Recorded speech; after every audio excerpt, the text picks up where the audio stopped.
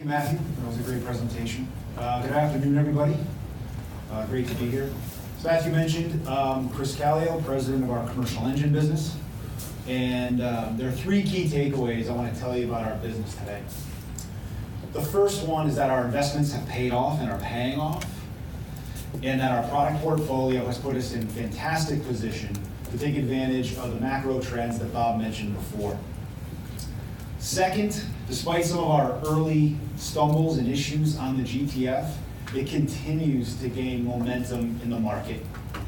Our customers know how aggressively we're addressing their issues, how quickly we're addressing their issues, and they appreciate that, and they're firm believers in the engine architecture. Lastly, we've invested billions of dollars to develop and bring the GTF to market, but we're not done. We're going to continue to invest to create customer value across all areas of our business, in terms of engine upgrades and improvements, in terms of MRO support, in terms of industrial capacity to meet our commitments to customers. So let me unpack all three of those, and I'll start with the macro environment and how we fit in. So you heard Bob talk about the urbanization and middle class growth numbers, okay? That's going to lead to the RPM growth that he talked about, 5% a year.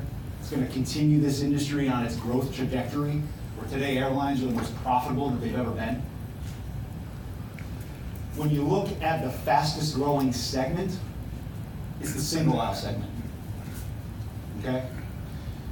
Between now and 2025, 65% of the aircraft deliveries will be in the single aisle segment.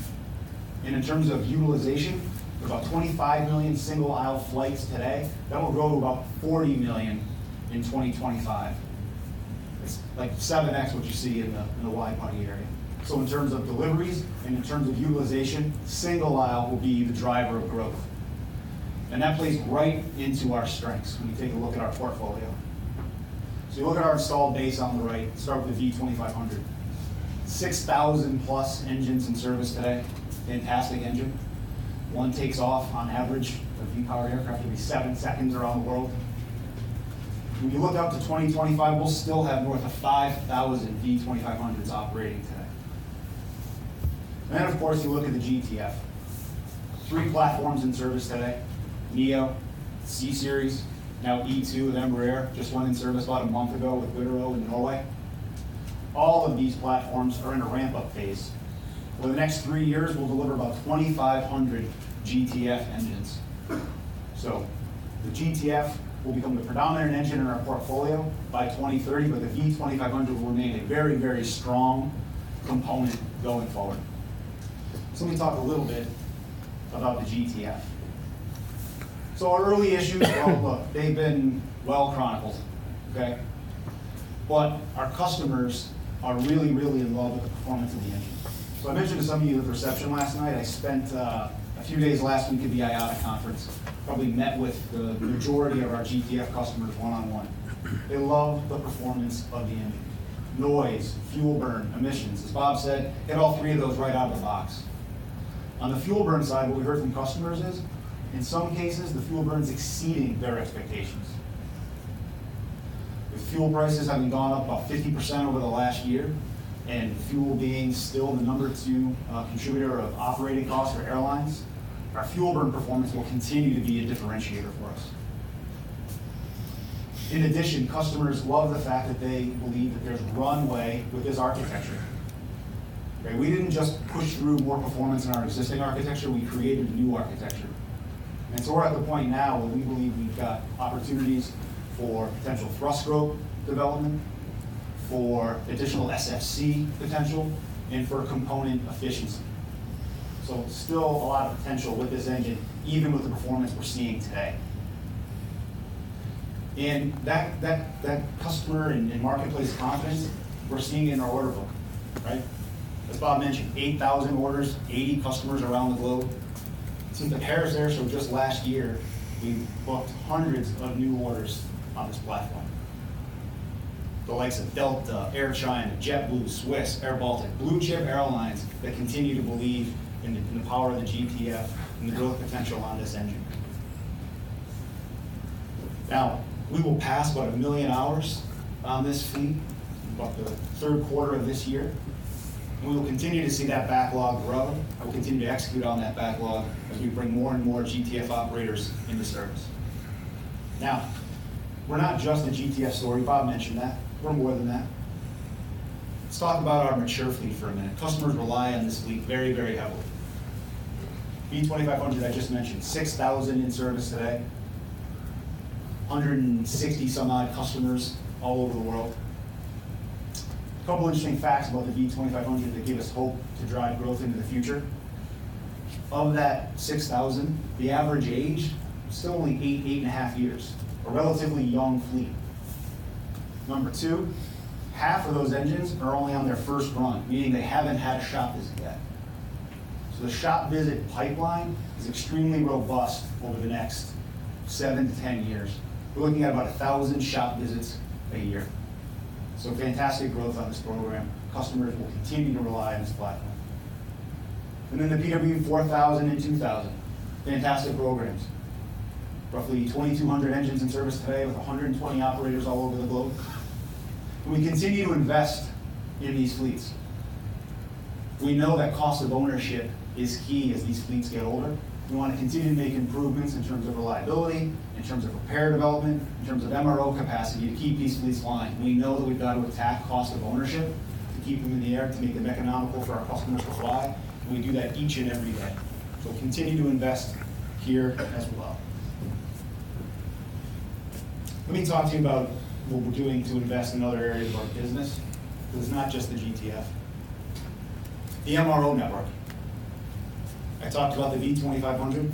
We've just added V capability in our Shanghai Engine Center. We've added repair and other productivity elements in our Christchurch Engine Center, in our Turkish Engine Center, both V2500 operators, V2500 MRO sites. On the GTF, today we've got 4 shops online. We've got Columbus, Georgia, IHI in Japan, MTU and Lufthansa Technik, both in Germany. By the end of this year, we'll have 7 online. I was just in Singapore last week. We'll be putting the GTF in our Engine Services Asia facility. They're doing a very large expansion. They're thinking their first induction end of 2018. So very exciting. We can continue to come down the learning curve on these engines. We'll double output, MRO output this year out of those 4 shops, triple it next year. So these engines, these shops will continue to grow, will continue to get better. And we're going to continue to invest.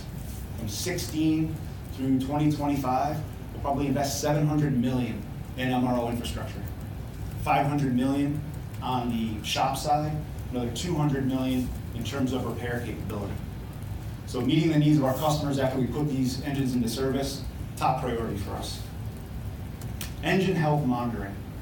Okay? We've talked a lot about the digital transformation. Steve will take us through that in more detail.